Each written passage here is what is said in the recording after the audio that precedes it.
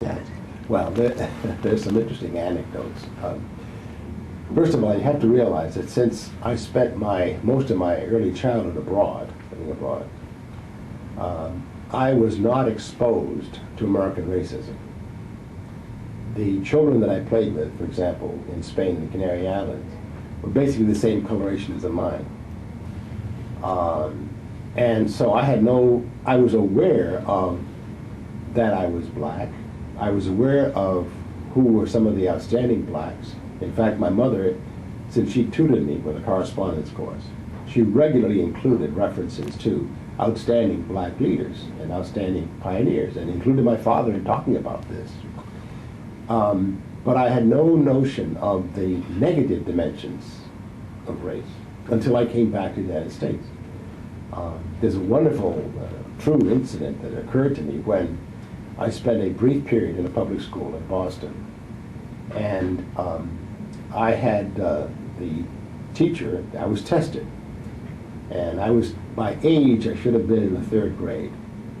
When I was tested, I tested 8th grade reading, 8th grade geography, 7th grade history, 2nd grade math, arithmetic.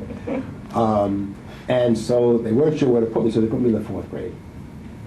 And the teacher in the class realized very quickly that I could read better than any of the children in my class. And so she would call on me regularly if somebody made a mistake to correct them. And there was one little boy in the class who was very angry because I was the person called upon to correct him. So during recreation, he came up to me and he called me and he said, "You're a stinking nigger." And I never heard the word before. And so I went home and asked my mother. I said, "Well, I said, obviously he was angry. He was calling me something, but I didn't understand." So my mother explained to me. And what she said to me was, she said, "That is the way in which whites use a derogatory name to call you," she said, "and they want to put you in the box." And she said, "Don't ever let them put you in that box. You are a black. You are proud of being a black. But they can call you anything they want, but you know who you are." Now, in terms of my grandfather, on one occasion, my grandfather wanted to take me down to Accomack, Virginia, which is where all the Whartons are. And so we get on the train. And when we get near the Mason-Dixon line, my grandfather said to me, he said, "Clifton," he said, "what is the word for that's yes in Spanish?" So I said, "Sí." He said, he said, "You speak to me in Spanish when the conductor comes along." He says, "and I will say sí." So I'm a little kid, and so I did that, see. So then when we get to change trains, he tried it again. I wouldn't do it. So then they made us move into the black section. Now, that I thought was very humorous at first, because, what is this? I mean, why would they have you sit and change seats? I didn't realize it. My visit in Accomack was quite an eye-opener in terms of what that world was like. Amazing degree of insularity between the two groups, despite the fact that there was always a high level of miscegenation, high levels of interaction in different areas. But it was my first exposure to this and so on. I became very conscious of this issue when I came back to the States permanently when I was 10. And I came back to the States. My parents and siblings stayed abroad, and I went to live with my grandmother in Boston. And it was then that I began to look at the issue of race in America as a young person, watching and seeing how blacks behaved, those who passed, those who didn't pass, all of those characteristics. And for me, it was almost like observing a foreign country. See, because I'm coming back in the United States, I wasn't familiar with it. And so I said, what is it? Why do they do that? And so I studied it as a child. So I said, well, now, why do they do that? And why do they do that? And interestingly, one of the most fascinating experiences for me was going to black barbershops. I mean, I was fascinated by that. I mean, it was a wonderful microcosm of what was going on in the black community. We also went to a predominantly black church. All of those gave me exposures to that dimension of American culture and the black side. And so it was never a matter in my mind of accepting any of the stereotypic imprint of racism, but rather I understood what was happening. But I said I would find, as I say, at first I thought this was the funniest thing in the world. I mean, what were they doing? Why would they do that? You know, but still. Did you ever come across anyone who your grandmother would say or indicate in some way, shape, or form that that person is passing? Oh, sure. Oh, yeah. Even within the family. Oh, yeah. Oh, really? Oh, yeah. I had cousins who did. Yeah. And from the Wharton side, and yeah, and they would go back and forth, and my mother told me, she said, well, you can't, you know, and I said, oh, why? You know, I thought it was strange. You see. Well, what were the written or unwritten rules about how you interacted with them? Well, you learned that this was a situation. I mean, there was some who passed and you just never talked to. There were others who moved back and forth and you recognized it. But as a youngster, you sort of absorb the cultural patterns rather quickly. At least I did. You kind of think, okay, that's the way it is. You know? As I say, I found it at first. I used to find it rather strange, and then at times I said, well, that's terrible. I mean, that's ridiculous, you know, to behave that way. But what happened, of course, I realize now in retrospect, is that purely by circumstance, I had, to a certain extent, been inoculated against the traditional reactions to racist behavior that I was the subject of. I had an experience with a wonderful minister who, when I was a leader of the New England Student Christian Movement when I was in college, and one day we were at the New England conference, and I was co-chairman, and we were walking along the shores of the lake, and he said, well, Cliff, what do you plan on doing with your life? And so I said, well, I thought of going in and being a diplomat like my father. And he said, well, you know, you really have a gift that you probably don't realize, which is that you are the kind of person who can walk into any room and behave like you belong there, and people realize that you think that you do, and they probably realize that you really think you do, and you know you do, and you are. And you are not at all turned off by any of their nonsense with regard to race. And I had not focused on that aspect. He said, because your ability is such that you can make major progress and inroads for our people in fields that nobody has ever done before. And I said, oh, you're ridiculous. No, but he did, and it was very interesting. And I thought about this years since, that he was saying to me, you can do many different things because you have not been taken by and influenced negatively by the racism in the United States, and you know exactly how to fight it, and you can overcome it. And okay, you know, that's in a sense what happened. I mean, I wasn't consciously saying, okay, I will do that. So that when, and even at college, I mean, I was the first black to be on the radio station. You know, okay, no problem. And I was an announcer, and I became production director. Okay. When I was the first black at the School of Advanced International Studies in 1947, that was an interesting experience because I was the first black that had been admitted to the school. Washington was segregated. We all lived in the same building on 1906 Florida Avenue. And the school had a fit when I applied. Now the reason was not only because I was black, but my father was a career diplomat. I had a partial scholarship from the Department of State. I was an honors graduate from Harvard in U.S. diplomatic history. So what are they going to say? Apparently they told the Board of Education that when they were asked would they admit blacks, they said, well, if qualified ones applied. I applied. They really didn't know what to do. But they finally had to admit me. I was admitted. There were 2 or 3 students who, if I sat down at the table with them, would get up and leave. The dean of the school used to have lunches on a rotating basis for the students. He never once invited me. I knew that. The students, some of the students, when they discovered that they could not go with me to restaurants in the immediate area in Washington, started boycotting the restaurants. It was very interesting. Now, at the end of the year, I always remember there was one student who had been quite visibly negative towards me. And at the graduation party, he came up to me, and he probably had too much to drink, but he said, you know, Cliff, he said, I have to tell you something. He said, when I first came here, he said, I was very, very angry that you were in this school. He said, and then when you were in the class, he said, I was even more angry. He said, because I discovered that you were smarter than I was. He says, and third, he said, I discovered that I really liked you. And he said, you know, he said, I want you to know when I get back to Mississippi, he said, I'm going to work really hard on this problem. To me, that was a fascinating aspect of being in that school. Now, Was his name Trent Lott? no, no. I'm sorry. No, but it was, you know, but again, I was in a situation in which, sure, there was an aspect of this, of racism, definitely, a lot of aspects. But when I finished, the then dean of the school said that I had the second highest grade in this class. Two of my law professors wanted me to go to law school. But it was one of those things where, sure, you start with the problem and the obstacles and so on. Yeah, okay, go on through.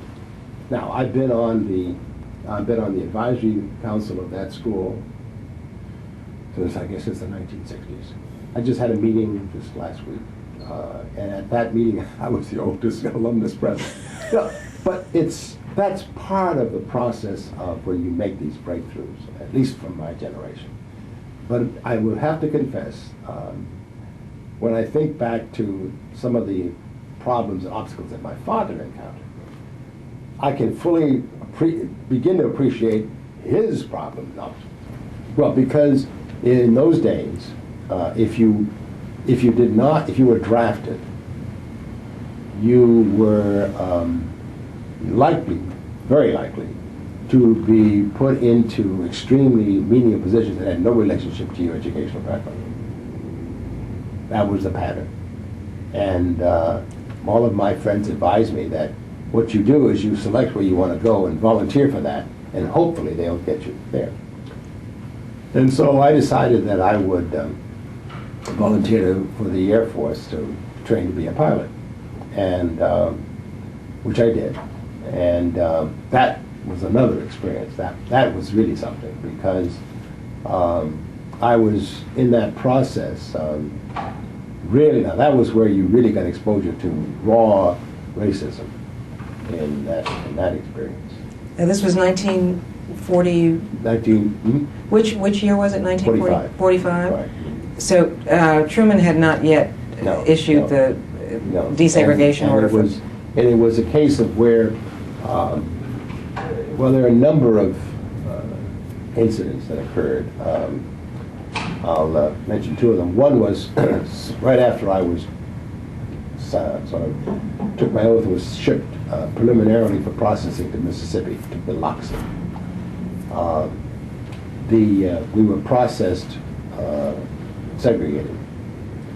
And you have to realize that the vast majority of the young men who were being selected for Tuskegee were significantly better educated.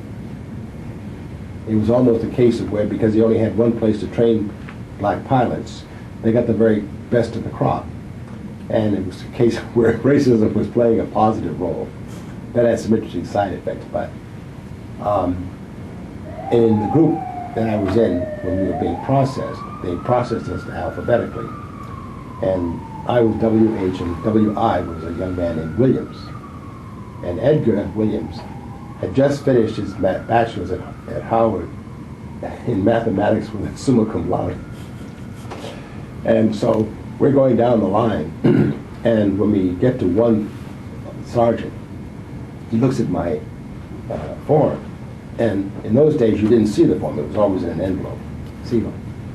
And he said, "Where did you have this prepared?" And I said, "Fort Devens, Massachusetts." He said, "Well," you can be court-martialed for falsifying your form." And I said, "Well, what's wrong with the form?" You know, I didn't know what was on the form.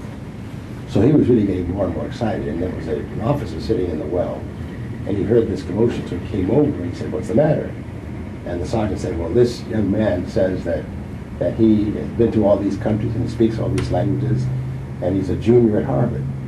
And so the officer looked at it and he said, "I see you at Harvard." I said, "Yes, sir." He said, "Did you live in the dorms?" I said, "Yes, sir." He said, "Which one?" I said, "Adams House." He said, "How is Dr. Little these days?" And Dr. Little was the housemaster. And I said, "He hasn't missed a name yet," which he had a wonderful memory for names. And so he smiled. He said to the sergeant, said, "This is obviously all right." In fact, he was furious. So I leaned over to Edgar and I said, "Wait till he sees yours." And he took it, looked at Edgar's and just threw it down the table. Yeah, but that was a humorous one. The more vicious ones were I guess it was the first test pilot I had in primary, who was a tremendous racist. And what he did was, you would get in the plane and you would go up, and my classmate would go up, and I'd see them make one maneuver, and then they would come right down, and he said, "You're washed out." And then he'd take another one, go up, do a maneuver, and come down and wash out. So I said, "What are you doing?" And he said, "He gets you up there, and he starts cursing at you, calling you racial epithets and terrible things. And you get so angry, you answer back." And so I had to make a decision. What do I do in these circumstances? So I said, well, my goal is to finish. I said, I'm not going to let this man stop me. So he took me up, and he started up. And it was some of the vilest language I've ever heard in my life, racial. And I just pushed my earphones back. I just kept following his instructions. And I came down, and we did all the exercise, came down. And they looked and said, "Okay, you passed." But there were a lot of other incidents, but it was a very, it was an interesting, I guess I would call it a testing ground, in the sense that how much can you put up with in terms of dealing with it in those settings. And that was, it was really quite something. I had no idea. And remember, the captain, the head of the base was white. There were a few black officers there who were pilots who had returned. When I was in basic, I had a black pilot instructor who had just come back. I've been in correspondence with them too. But they would go into the barracks at night and they would harass us and brace us and so on. I mean, it was very common. Was the ultimate idea to try and get as many blacks to give up and quit, or by that particular pilot, I don't know. I just think he was that kind of person. I don't think he had a plan. I just don't know.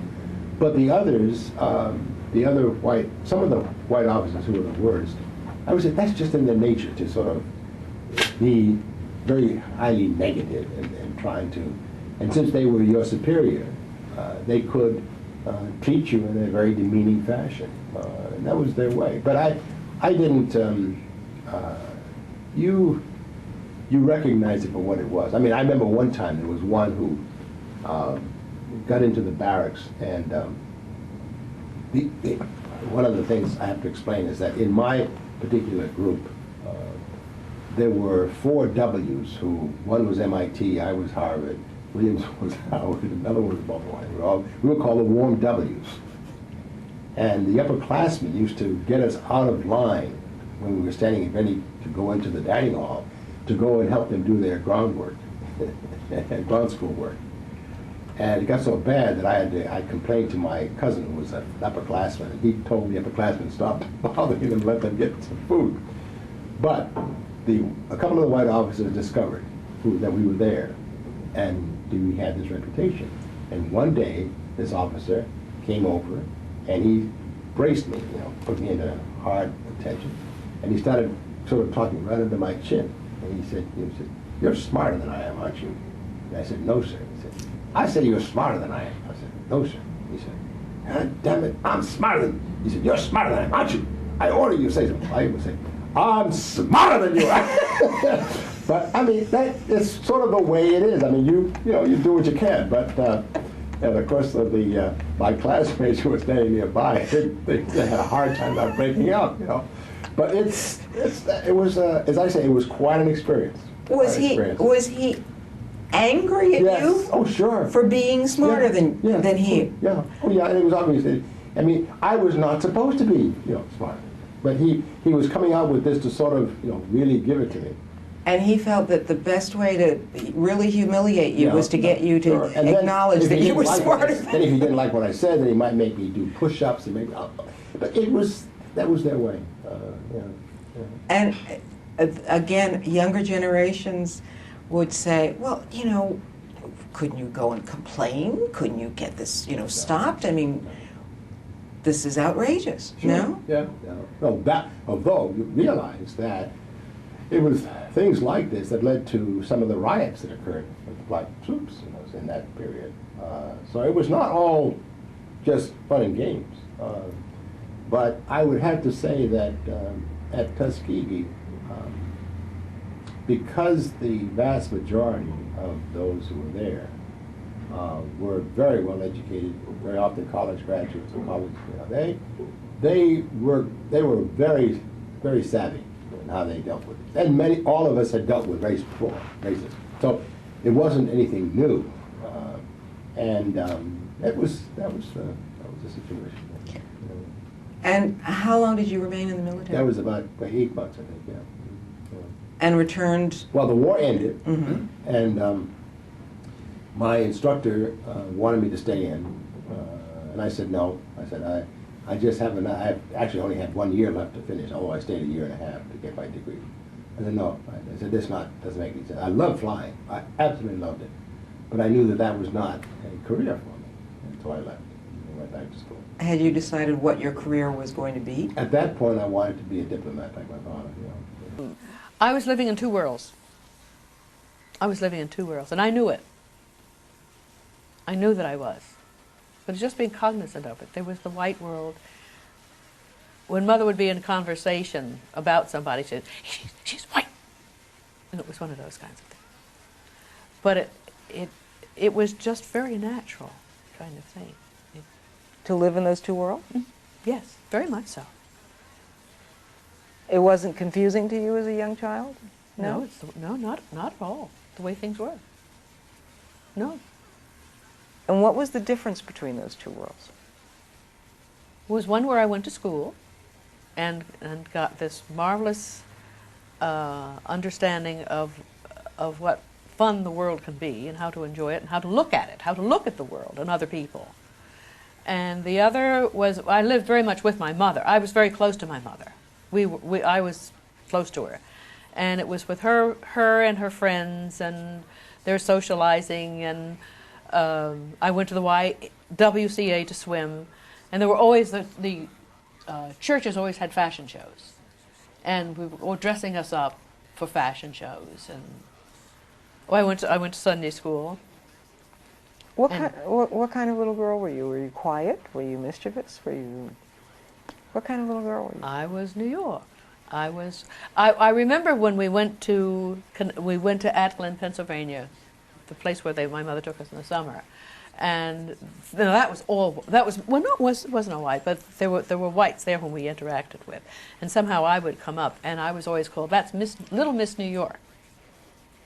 So that was kind of the way I was described. Wait, there's something clinking. Can you That's hear me. it? What? Oh, well, okay. Can we move it so that it's not clinking? Oh, it's the earrings.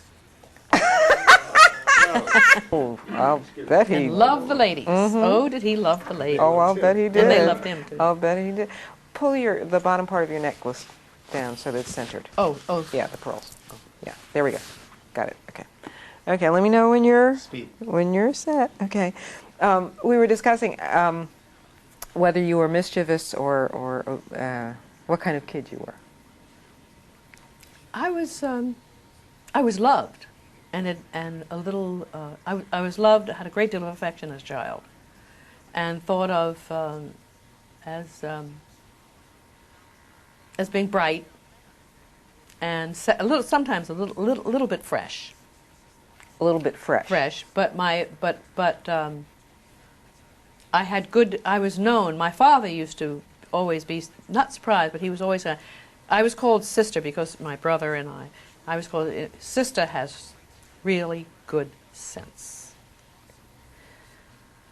One of the great pieces of advice that I remember very carefully that my mother gave me whenever there was any difficulty in my life, she would say, "My dear, you just hold that little head high and stand up and never let anybody talk low to you."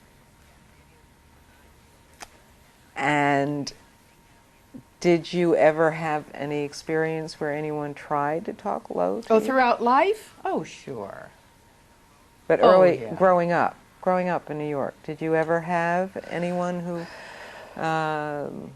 used a Coming racial into epithet? adolescence, Or? I would say in adolescence, as sometimes in Danbury, Connecticut, not with people who knew us, but in the street or with little boys, nasty little boys, that kind of thing. Sometimes you'd hear nigger or something like that. You know. But that was in Danbury, not in New York. No. I don't remember any racial. There was distinctions always constantly made between white and black, constantly. But What kinds of distinctions? who was white and who was black in our world, and what you did that was in the white world and what you did in the black world, and how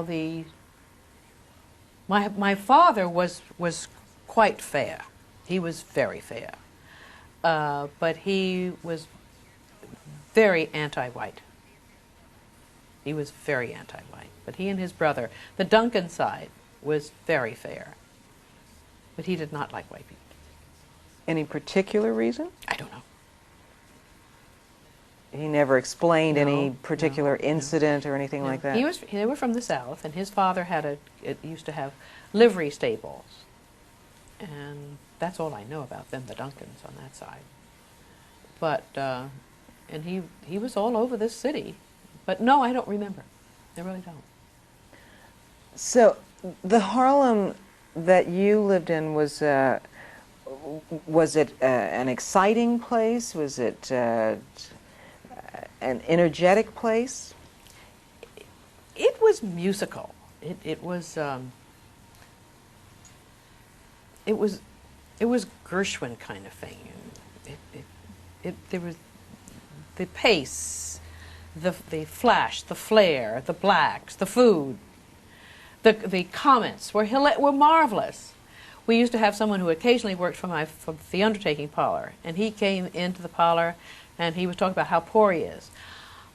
"I'm so poor, I'm just going to go to that kitchen over there and get myself a stomach full of smells, because I can't afford to buy anything. I'm just going to get a stomach full of smells." Just this kind of thing all the time. There was a liveliness. They were poor, but there was a liveliness to it that was fun. Is there a problem? No? You okay? Yes. Okay. We're discussing. You're aesthetics framing. about You're No. Okay. You were also there, as I understand, as a child during the riots. Yes. Tell me about that. Yes. Max Smelling, during that fight with Joe Louis, the blacks went wild. They were so happy. They were ecstatic. And they used to have the double-decker buses in those days, and they were opened at the top. And they were standing up in those buses and yelling and carrying on and waving their hands. And then there was another riot that was not a celebration. And Jackie and I used to sit in the window and watch, because we could see all of this from our window on 7th Avenue. And it was that one that my mother said, "This is a little dangerous, you better come inside and not stay outside." And we had a marvelous window. The window doesn't exist anymore, because I've seen it. It's not the same window as my father had. And he would stand out. He was a very handsome man, and he always wore a derby or a bowler. He was always very impeccably dressed. It would take Daddy 15 minutes to put his handkerchief in his suit. But he would I remember his standing out. We was talking about this, standing out in the doorway, next to the window, and he had a little tiny gun in his hand, and he said, "If anybody comes near that window, he's going to shoot him." Then right next door to us was a Chinese restaurant, and written in great big letters in this Chinese restaurant was "meat colored too." Uh-huh. And what you observed from that window during the riots that you were talking about was what? People throwing things, breaking windows? Yeah, What? they did. They were rambunctious. They really were. They beat up. They beat up and did a lot of cutting up. In the morning in New York Daily News, I remember there was a picture of a white policeman in a garbage can upside down, with his feet hanging out.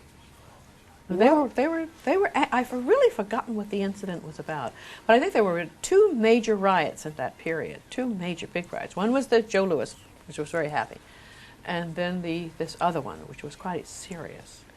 And you were a little child in that area in the Depression years. Mm-hmm. How much of an impact did you see around you of the Depression, or was it not that visible? It was visible because people talked about being poor, like this chap who used to come into the funeral parlor all the time. They were poor. Father Divine was very much involved in those days too. A lot of people were joining Father Divine. There were long lines going into Father Divine's to get food. And the Lafayette Playhouse too was just coming on stream. But the Depression was very. They did. Oddly enough, Duncan Brothers did pretty well in that time. We were doing a little better than surviving, but it was tough, as I remember.